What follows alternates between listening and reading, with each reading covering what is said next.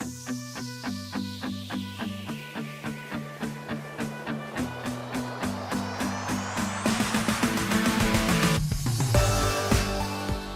guys, Shane McMurray from the Wedding Report. In this episode, I meet with Elie. He is a destination wedding and event creator. They are located in Lebanon and they have offices in other parts of the world. Great episode. Check it out. Elie, thanks so much for doing this. Really appreciate your time. Tell me about your business. Tell me where you guys are generally located. I know you're in LA right now, but where are you guys generally located? What you guys do, your website, Instagram, Facebook. Well, first of all, thank you very much for inviting me. It's beautiful being with you on this platform. I've been following you since you first started, and I've seen all your beautiful reports and beautiful videos as well. So I was like, you know what, that would be great if we can get to chat together.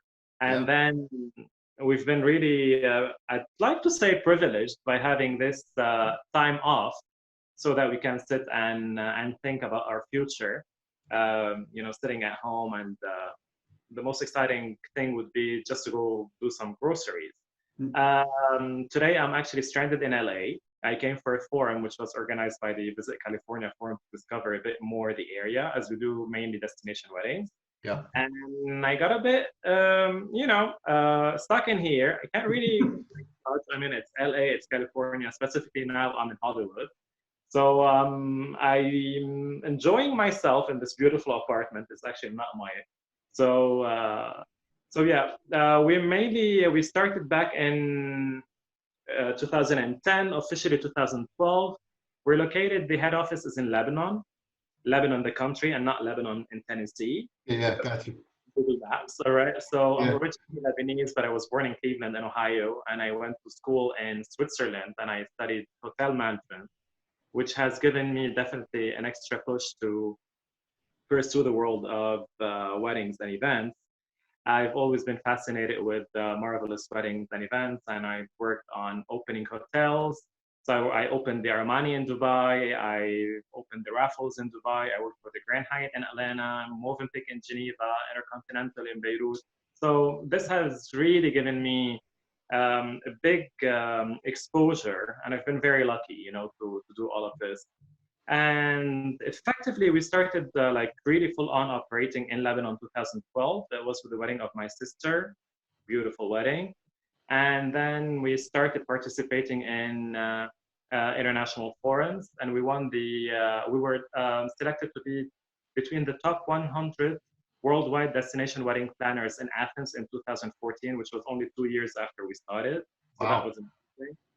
And in 2015, we were so privileged for being awarded of the Gold Award, basically, for the best wedding decor in Asia. And we were awarded in India. And since then, it's been really rolling. Yeah. My sister, the one that organized her wedding, Nicole, who's currently my partner in Lagos in Nigeria, she's looking after now the business in Lagos. So she is, getting clients in there and helping them as much as possible. And then I started also a venture with two twin girls in Jordan and Amman. That was about 6 months ago. It's been going steady and smoothly so far. We have a rep office in Dubai, and we do also operate in Switzerland, my favorite country ever. And so now I'm also trying to have an American base, whether that would be LA, Houston, Atlanta. I really don't know. I'm open to anything, but what I know is I just love it. So we're basically specialized in destination weddings, from any wedding in Mexico to Brazil to Maldives, you name it, we're there. Gotcha. What's your website and Instagram and Facebook? My website is www.elie, just like Elie Saad, like the famous designer, or it's ELIE. And my last name is Berchan, BERCHAN.com. So it's elieberchan.com. Same goes for Instagram, Facebook, everything. It's awesome. Elie Berchan all the way. We also have our table linen line that we get to produce, and we sell for individuals and as well online and for weddings. So it's called La Table, which is the table in French, by Elie Berchan. So that's in 60 seconds, probably. That's what we do. We've been doing for the past 10 years. Yeah. So it's interesting. So you basically all of your hotel experience kind of funneled into this, right? Like opening that, and that's really great that you took that experience and went into it. Absolutely, totally. That was, I think, the competitive advantage that I had, compared to other wedding planners and wedding designers as well, because I do come from a corporate background and I come from a systematic background where I was taught, like to respect the rules and the norms, Yep. yet still being creative and doing whatever you really like to. I'm usually very well recommended by hotels because I do respect the rules and regulations, and that's why hotels love me. And personally, I also enjoy working in hotels because it's safe. I mean, even if somebody asks something that is not on the menu, you still can get it. Whereby, if you were at a venue in the middle of nowhere, you're not really likely to get Yeah. that. Yeah. And the hotel, you could always go back and celebrate your wedding anniversary. It's emotional, and then it's a landmark. Yeah, well, it fits well, I think, for destination weddings because when you go to different countries, some of the bigger hotels have, really good properties. It's safer. All the things that you just talked about makes it really easy to be able to like get people into and logistics and all that good stuff, right? I mean, just Absolutely.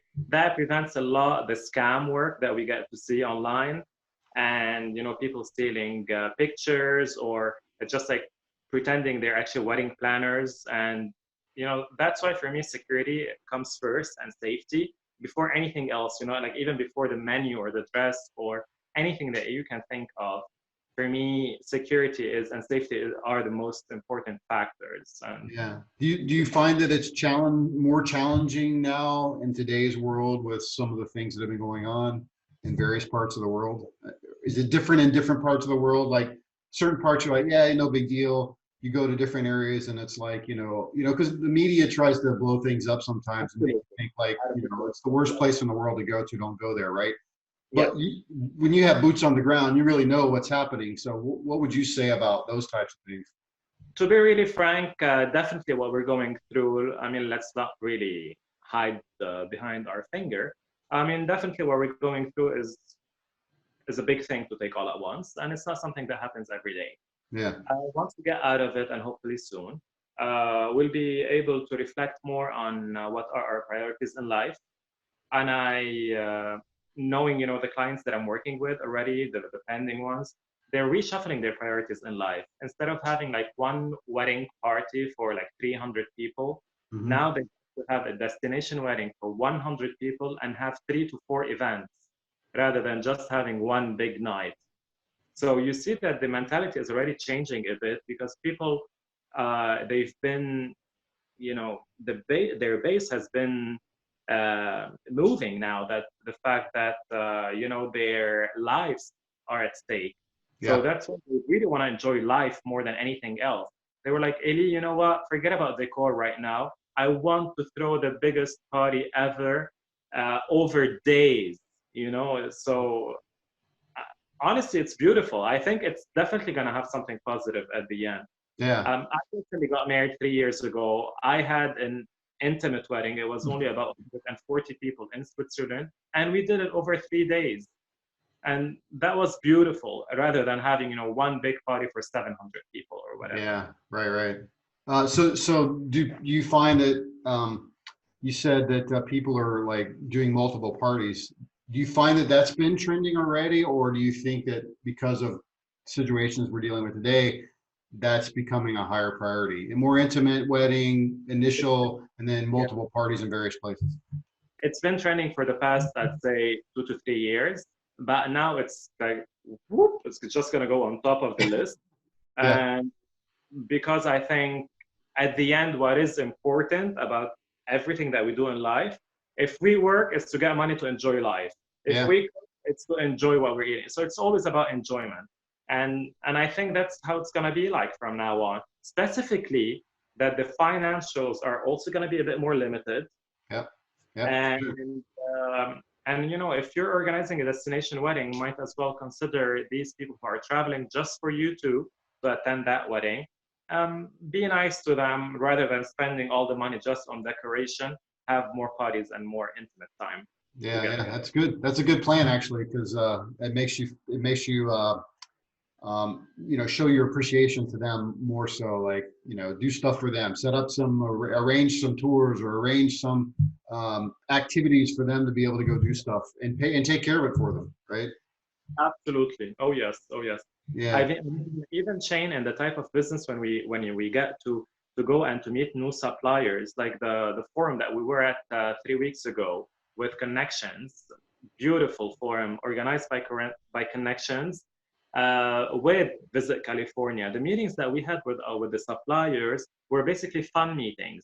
So let's say you come from a hotel. So you and I would go and make a cocktail together, and that's how you tell me about your hotel, and I tell you about my services. You build momentum and you build bridges. yeah, And interesting. hotels have reached out now to us to check on us if we're stranded. What are we doing? Do we need a room or something? So it is at the end of the day always about building that emotional connection and bridges with people. Yeah, yeah, that's awesome. So how do most of couples find you? I gotta imagine they usually come through referrals, just my guess, but do they find you other ways than that, or do most of them actually come through referrals? So, of course, at the beginning, it was very difficult to get clients. Yeah, yeah. So now, if we have anybody who's watching this video who's starting a business, so first of all, best of luck in all what you do. And never, my key point for you, my friend, is never ever lie about anything. Okay, you won't fly high if you lie. That's my Yeah, motto. yeah, Okay, so we started by participating in exhibitions, and I used my sister's wedding as a portfolio. I created a couple of photo shoots. I got my first 3 weddings.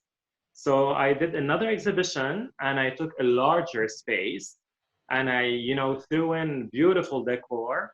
And guess how many weddings I got out of it? zero or one? Absolutely.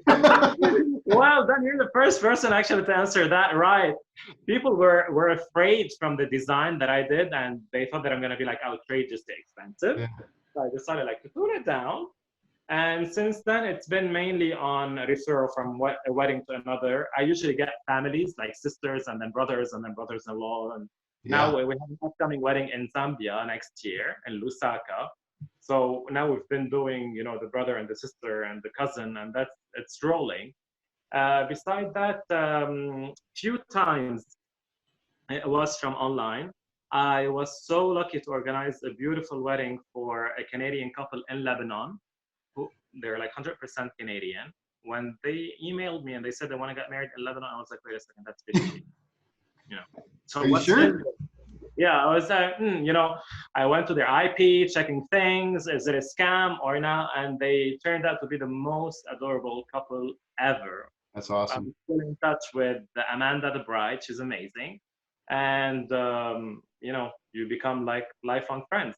Yeah, So how do we get clients? It's mainly, first it was exhibitions, and then it was referrals, and it goes on as this. yeah. So how long did it take you to build that base um, as a business? Oh, we're not done yet. I know, It's but just to get to a place where you're getting ongoing referrals. uh, if I really need to be very frank, I'd say it took me a good 3-4 years. Yeah, yeah, that's good. Really, and specifically being, when I first registered my LLC in Lebanon, Lebanon is basically 4 million people. The US is 400 million. So Yeah, imagine the US is 100 times Lebanon, right? And in that little tiny country, okay, in the Middle East, by the Mediterranean Sea, there was already 383 companies registered for weddings. I'm like, wow. there's not even 383 couples getting married this year. Right? It was crazy. Yeah, So it was difficult, but then they just like things change with time, and those who can resist, that they were actually able to survive. And of course, I did put my heart and soul. I oh was yeah, everything, and I even got a full-time job to keep on, adding money to my business, because I yeah. started from my parents' dining room. Mm-hmm. So Yep, that's good. That's good. And yeah, here you are today. That's awesome. I'm Um, still not a billionaire, not even a millionaire, but I mean, uh, I believe I'm really blessed and lucky. But I don't know, you don't really need to be a millionaire or a billionaire to really enjoy what you do and have fun and make a reasonable living for yourself and be able to enjoy life. You just, that's awesome. Oh yeah. So couples contact you. Mhm. What does that process look like for you after they contact you?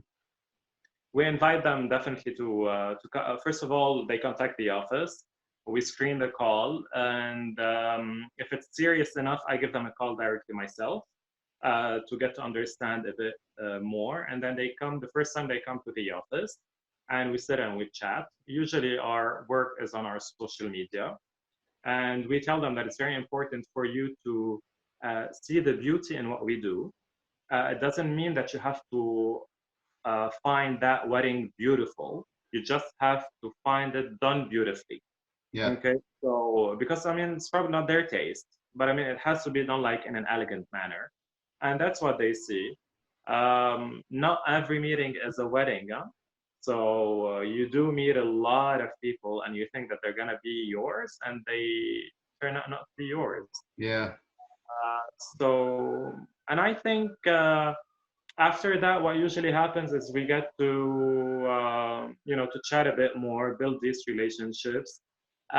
We speak about terms and conditions, but I do not really frighten them with that 9-pager contract from the very first meeting. After that, we schedule calls and then we share that agreement with them Hmm. and we ask them to leave their notes. And we even put for them the blank area on how they would like to pay us. Okay, so we ask for a certain deposit to start with, Yeah. and say that everything needs to be cleared 3 weeks before the wedding itself. But then if you'd like to make 20% 3 months after or whatever, that's your call. Yeah. Okay, so that makes them feel at ease. And so far, we're able to cater to them with doing that. Yeah. So Yeah. Yeah. that's fine. And we have beautiful connection with our suppliers. I mean, without them, we're really Oh nothing. yeah, right. Yeah, that's the main thing. Great payment terms, and Yeah. So you talked about not everyone is a client, and what do you think is the deciding factor around? Is it the connection piece between you and them? Is it all of a sudden they look at what you're doing and they go, look, this is kind of outside our budget? What is it that you end up saying is it's a the great connection? question. It's a great question. I personally love to believe that it's the connection. Okay, that's what I really love to believe. Yeah. But I mean, looking at it, I think most of the time it's also budget related, Yeah. and definitely they see that we are an ethical company, we are respectful, we treat people equally, we deliver what we promise, we have great reviews, all of this. But for me, from the very beginning, the connection has to be there. Yeah. And believe it or not, we've never ever had any couple divorcing so far. That's good. That's a Really? good thing to have. Yeah. I think this is beautiful. And I really would love to know if anyone else who's been in this business for 8 years plus has had already like zero divorce. I love it. Yeah. Well, there's a high probability that there's going to give you divorce. I mean, in the U.S. alone, it's 50% roughly. So there's a high probability that someone is going to get divorced. In other parts of the world, I think, that it's not as much, right? In certain parts of the world, the culture is just that you stay married regardless, right? That's it. Not in the U.S. You have a little tiff with somebody, forget it. It's like we're done, right? So it's so easy to get divorced now. It is at the same time. I mean, we've had Swiss clients, French, Greek, Italian, American, Canadian, Indian, English, anything you name it, and Yeah. I think this is really nice. Yeah. So let's say we sign, we hit it off. Um, we sign the contract, we go, hey, we're going to do this thing. Take me through the general process of what you do to get to the wedding day. Oh, we just run away with the money. That's Yeah. right. Yeah. So basically, right after signing, we try to extract what the couple has in mind for how do they envision their wedding, and we try to put it in pictures and words, and we come up with three wedding fields, and they're not like wedding themes. Okay, so there's a difference between a wedding theme and a wedding feel. It's how Gotcha. you want people to feel at your wedding rather than just bringing them to Cinderella Castle. You know Yeah, what I that's mean? great. That's good. Yeah. Yeah. So, and I think once we started really doing that, it just went up. I mean, it's not a masquerade. It's not a. I mean, it's a wedding. It's a Yeah. theme. So I mean, you want to do Cinderella, do it as a regular event by all means. Okay, Mhm. you want to be Cinderella, be then. So and then so they start. We use something called the funnel technique. So we channel everything through the funnel, and then always we start with like three quotations or three ideas, and then we go down to each one. And once we reach that idea, we agree that we're not going backwards because you tend to work with people who are not really good in decision making. Yeah. So that's why they're actually hiring us. And we are there to help them, to tell them that, guys, we're not going to go back. Okay. So I remember I had this Lebanese couple living in Doha, and the bride was just amazing. She was like 3 weeks before the wedding. She had already changed three, four times the ideas of her wedding. She was like, Elie, what do you think about changing the wedding style to prom to? And I was like, I'm not gonna name her. Let's just call her Maria. Okay. I'm Yeah. like, Maria, what about changing the wedding planner? And she was like, oh, actually, I was really happy with this style. Let's just stick to it. Okay. So, Yeah.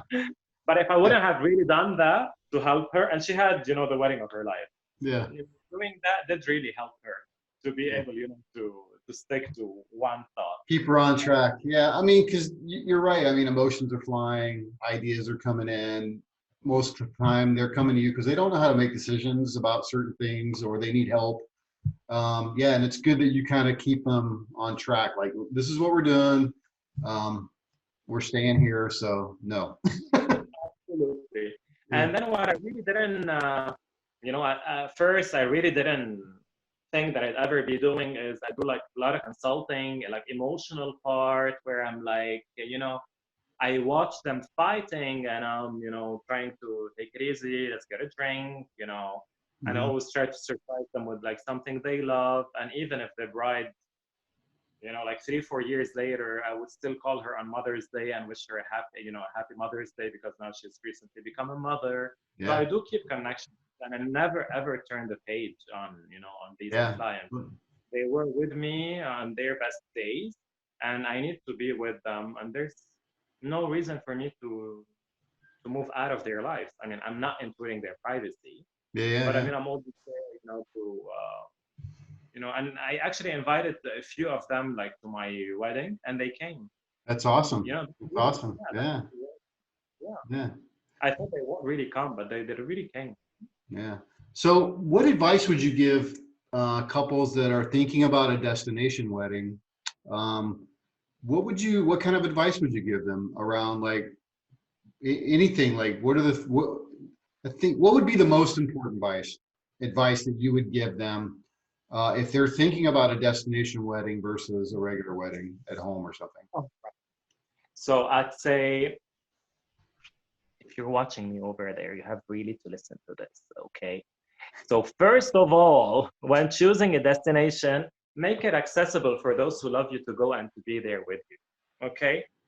Try to choose somewhere that is very special, absolutely, but still accessible. So everyone could make it there.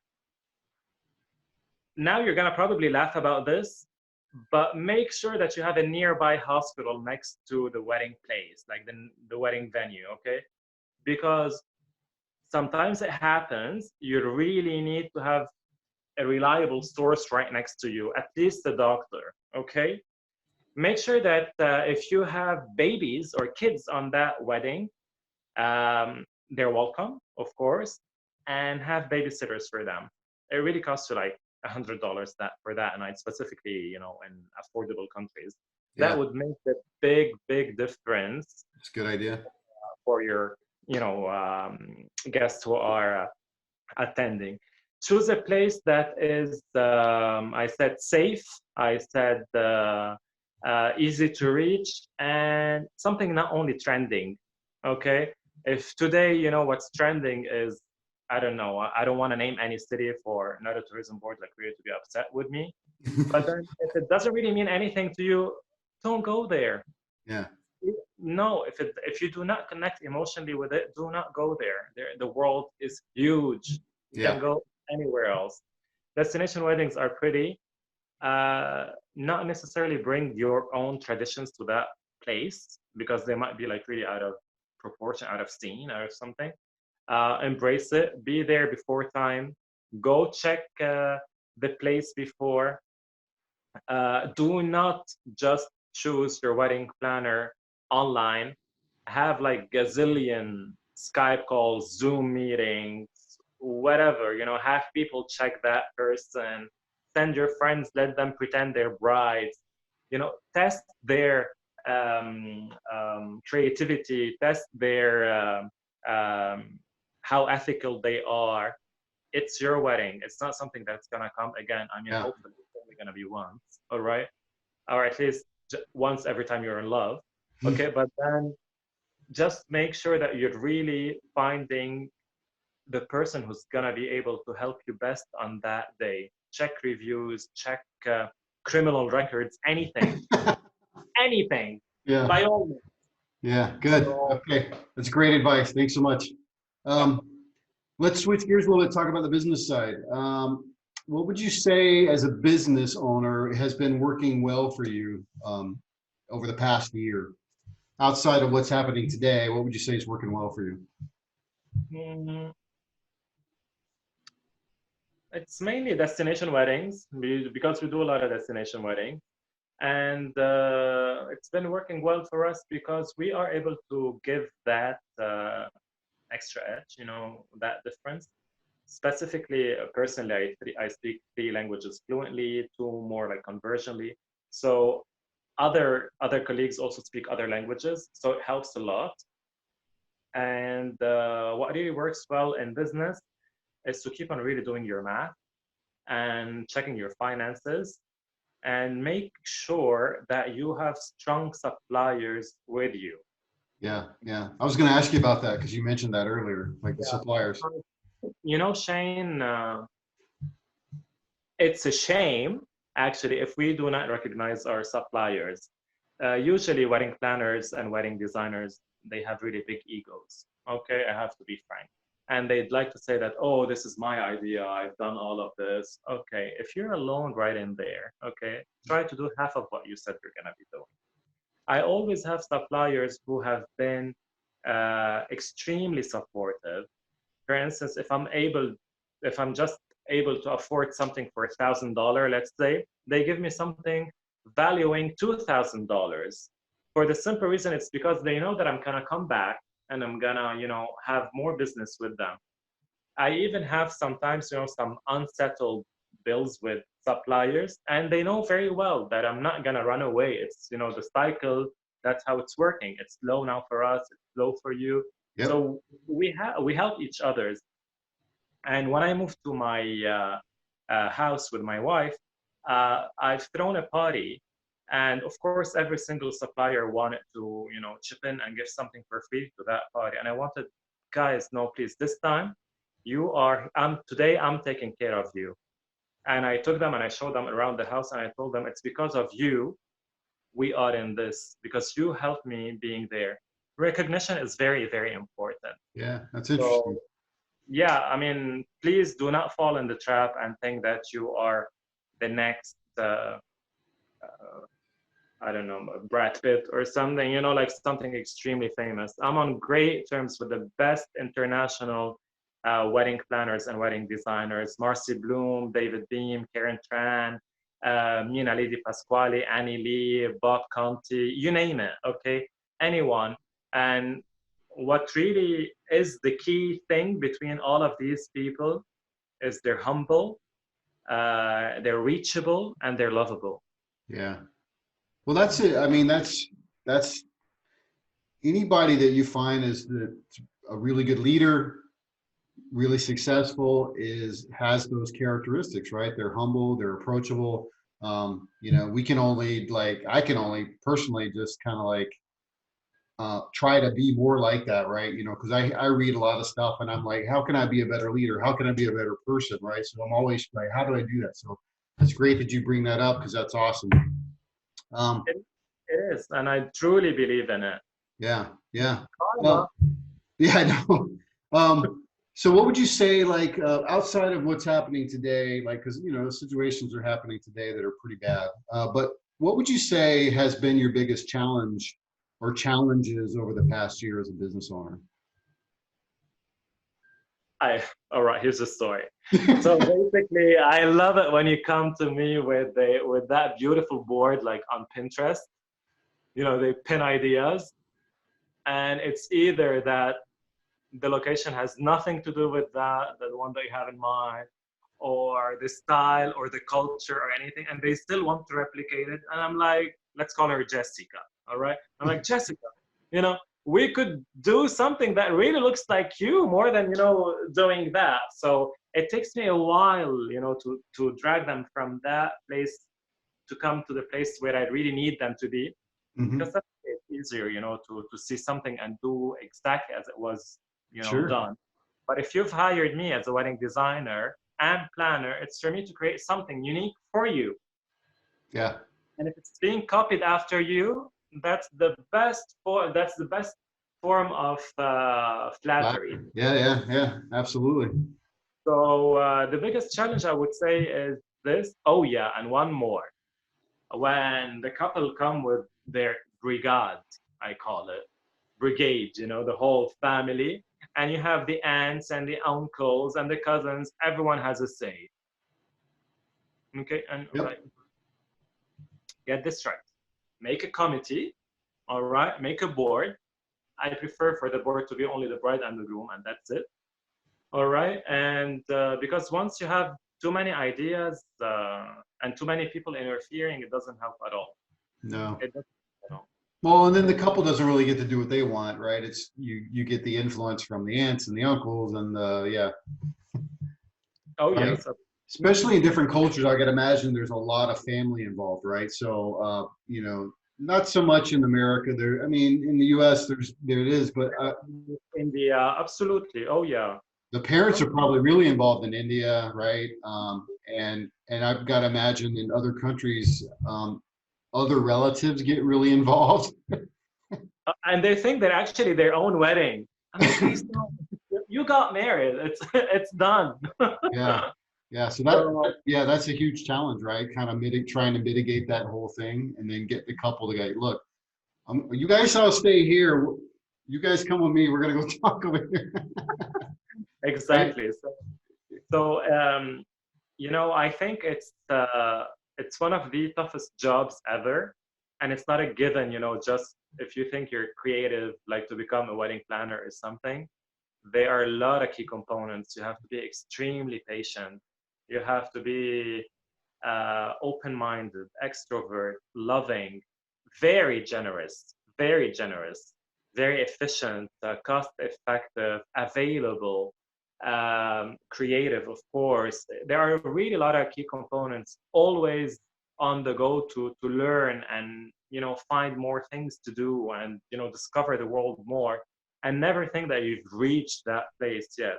And I know, I mean, thank God, I'm definitely doing well enough, and I could do, of course, much better. And I have to keep on focusing that I could definitely be doing better than I'm doing right now. Yeah, yeah, yeah. That's. I was going to ask you what advice you'd have, but that's actually perfect. That's great advice for businesses. Yeah, please, I mean, if I mean, guys, if you really want to, if you think that with this job you're gonna retire at the age of 45 and, you know, sip champagne on a beautiful yacht in Capri, uh-uh, it's not okay. But I promise you that you will get to enjoy all of this while working and creating an endlessly enchanting experience to others and you would be leaving this world one day, hopefully too far from now, by making a huge difference in people's lives and by leaving a story to tell. Yeah, yeah, it's awesome. All right, so last question, Ellie. What is your best or worst wedding story you got for me? Mm, the best wedding story, the Canadian couple that I had in Lebanon back in 2016. It was a very very small wedding, so they had hired a villa, and we were supposed to go to that villa, to do the wedding. It was only for 11 people. So bear in mind, the smallest wedding I've ever done was 8 people, and the biggest was 640. So the best part, like the most enjoyable part of this wedding was when I was chatting with Amanda, the bride. Um, so she said, I told her, like, of course, you're in Lebanon, you love Lebanon, let's do Lebanese food for you. She said yes. So I went and I checked, the catering services. The transportation on its own was more expensive than the food Wow. Yeah, I believe it. because Mediterranean food is not expensive, but to get to do it was expensive. So back then I was engaged to my current wife, Stephanie, my backbone. And I was like, Stephanie, honey, let's do something. She was like, what? I'm like, it's such a small wedding. I have one of my team members with me, Anthony, a great guy. I was like, why don't we cook for them? Let's do a live kitchen at the wedding. I was like, what? Brilliant idea. Run it by them. So I ran it by the couple and they loved it. And we ended up cooking for them. That's Amanda came awesome. into the kitchen in her bridal dress. It was, it was just beautiful. That was probably something of the most I've never done it in my life. I don't think I would do it again unless there's really a special need and a very, very special connection. It's something that I've done for them because Mhm. I love them. The worst wedding, I can't really say worse. I could say probably challenging. There you go. That's good. It was December 28th, 2013. We were planning the biggest wedding. And on December 27th, the night before, there was a blast right next to the hotel. Ooh, wow. Yeah. So we had to shift the wedding probably to another venue within 24 hours. Wow. Yeah, that's challenging. 180 people. Challenging. So we ended up staying at the same hotel, and we had 90 cancellations from the wedding. Basically, to get that wedding done and over with, it was very heavy on the heart. I bet. You're driving in your white cars with a bridal dress and everything, and you know for the fact that yesterday in the same spot, 10, it was about 10 people who died in that blast. And Wow. it just doesn't feel right. No, it doesn't. Yeah. And then, like the church bell, we're not allowed to go on because the city was mourning.